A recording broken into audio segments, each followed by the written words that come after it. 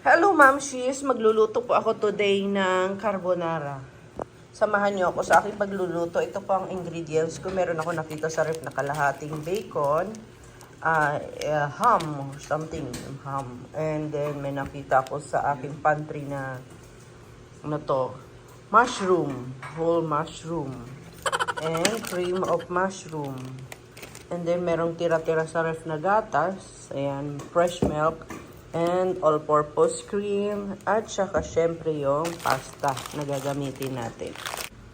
Okay, mag-umpisa na tayong magluto ng mga ingredients ng aking carbonara. So, nagtira ako ng konting sabaw ng noodles na pinakuluan ko para iluto ko to.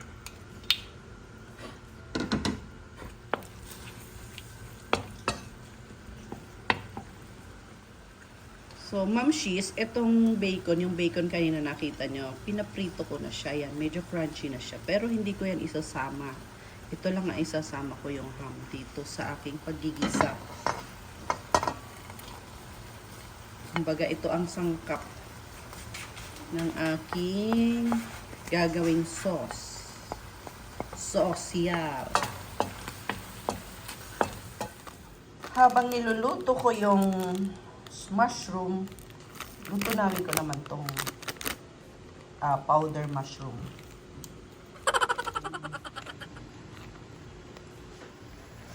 Yung nilusaw kong cream of mushroom na powder, ito na siya, Mamshis.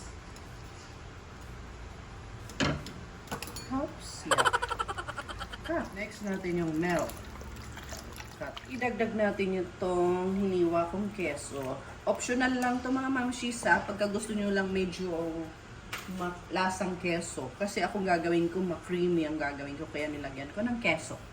So mga Mamshis, medyo kumukulo na, tsaka kitang-kita nyo naman, di na kailangan sabihin, kumukulo at tsaka lumalapot na. Ilalagay natin yung missile cream. Oops! Maglalangoy yung sandok para lalong pampa-creamy. Okay na Mamshis, yung sauce luto na, malapot na. So, lalagyan na natin to ng sauce na masarap. Ayan.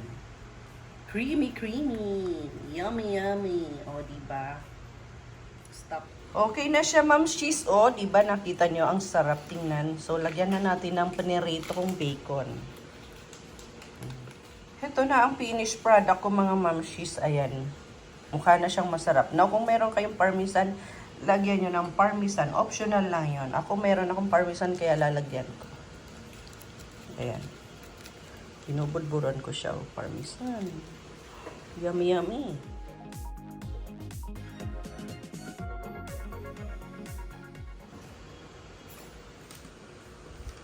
Ayan na ang carbonara ko na pang bisita.